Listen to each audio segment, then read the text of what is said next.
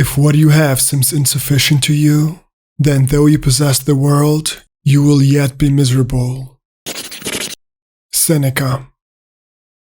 Playing with a reef blower? That is the most childish thing I've ever heard of. But it's fun! Fun? How could playing with one of those oversized hair dryers possibly be fun? How would you define happiness? Is it simply the feeling you get after eating a sweet and sugary donut? Or is it an ideal state of being that you chase for most of your life? Well, most people would simply define happiness as the feeling they get when they have a smile on their faces, regardless of whether it's a fleeting sense of happiness or not. For most people, happiness is this one state of mind that requires a never-ending pursuit. But this is a mindset that will leave you utterly hopeless in the end. A truth that is best presented within one of the Darkest Spongebob episodes, Squidville, a SpongeBob episode that takes our beloved Squidward down a long and overdue road of self-reflection. But it's also an episode that enlightens him to life's true happiness. An episode that can do the same for you as well. Yep, this is great. We might as well rename this town Squidward's Paradise. Or perhaps Too Much Paradise. Squidville is in my opinion one of the darkest SpongeBob episodes for many reasons. Though it may not be the most dramatic one or the most visually dark one, it's very chilling in its message and how this message is presented to the viewer. It's an episode that starts off like many other SpongeBob episodes. We have two of our main protagonists, SpongeBob and Patrick, playing around with their newly acquired reef blowers. And as they do, both of them start fooling around like crazy and inevitably start getting on Squidward's nerves. Everything seems to be taking its regular course. But then, things take a quick turn when SpongeBob and Patrick accidentally destroy Squidward's house. And well, needless to say, that's when Squidward loses it completely. He lashes out at them and then vows to move out of the neighborhood and into a community that is more suited to him. A place where people aren't as immature and childish as these two. A place where he can always do everything that makes him happy. A place like paradise. And so, after stumbling across a commercial for a community that offers him all that he wished for, he packs his things and leaves immediately. Once he arrives there, everything seems like paradise to him. People don't just look like him, but they all behave like him as well. All of his dreams came true in that one single moment. Everything he ever wished for is right here within his grasp. From neighbors who know how to live, to a supermarket that offers him everything he ever wanted, all the way to an interpretive dance academy, and to top it off, they even have a nightly clarinet trio practice. And so, Squidward's life in paradise begins. He seems to be enjoying every second of it. All the happiness he ever sought is now being granted to him. And though at first paradise seems incredibly nice, Squidward soon realizes that it's nothing more but a vice. All this quote-unquote happiness is too much for him. He knows that this is all he ever wanted, but still, he's not fulfilled. All these great things that surround him aren't bringing him any happiness whatsoever, and therefore, he falls into a deep state of hopelessness. How can life make any sense if even the things that are supposed to make him happy aren't? What will his entire life amount to if he now knows that his ideal end goal won't bring him any joy? What in the world will he do now?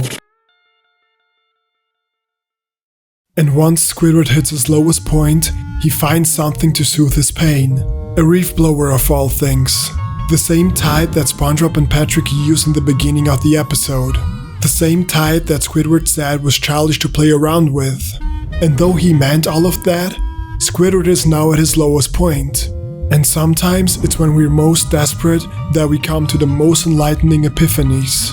And so, he takes up the reef blower and starts playing around with it like a child. Having real fun for the first time in years. Enjoying himself and realizing how wrong he was. Realizing that happiness is more than just that which makes you quote-unquote happy. Because happiness is more than just being happy. Playing with a reef blower? That's the most childish thing I've ever heard of. But it's fun! How could you possibly have fun with one of those oversized hair dryers? Like this!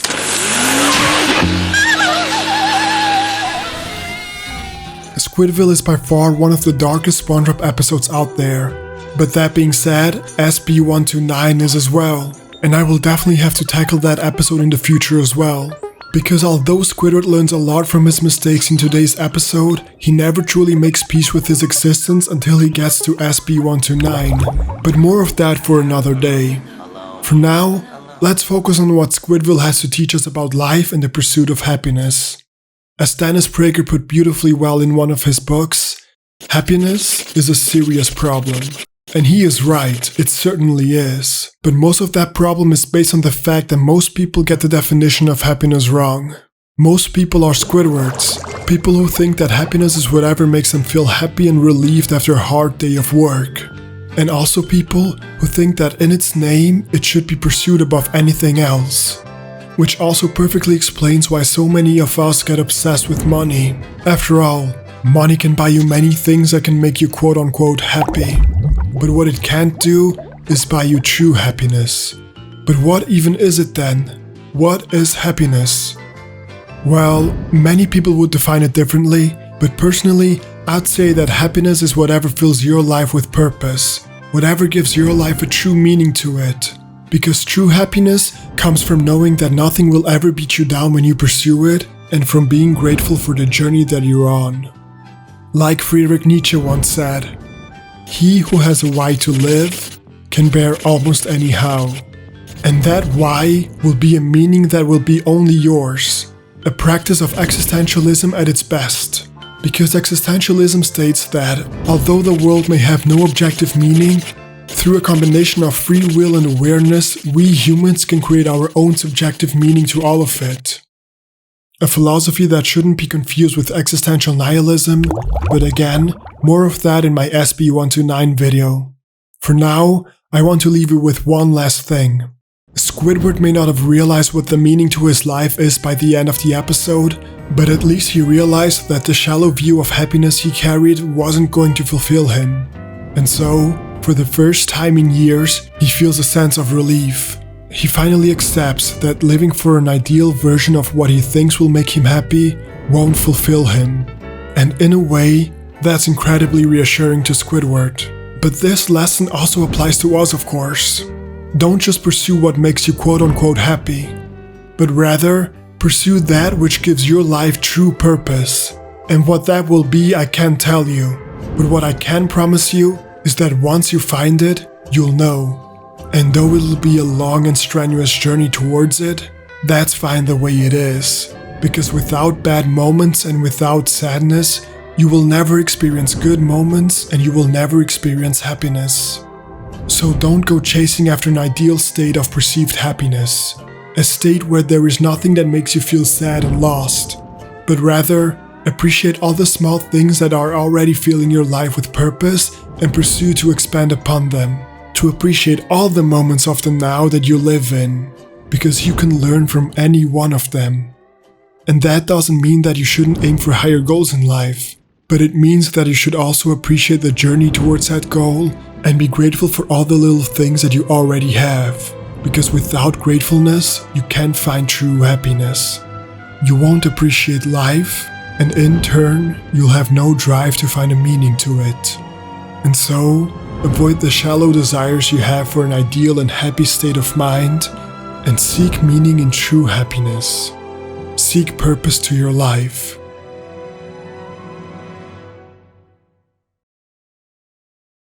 Be inspired by Squidward and appreciate the things that went unconsidered.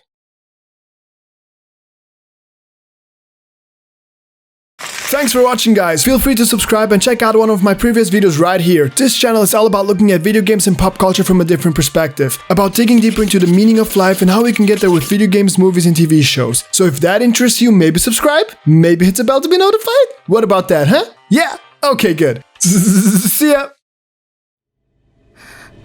私の使命は歌でみんなを幸せにすること。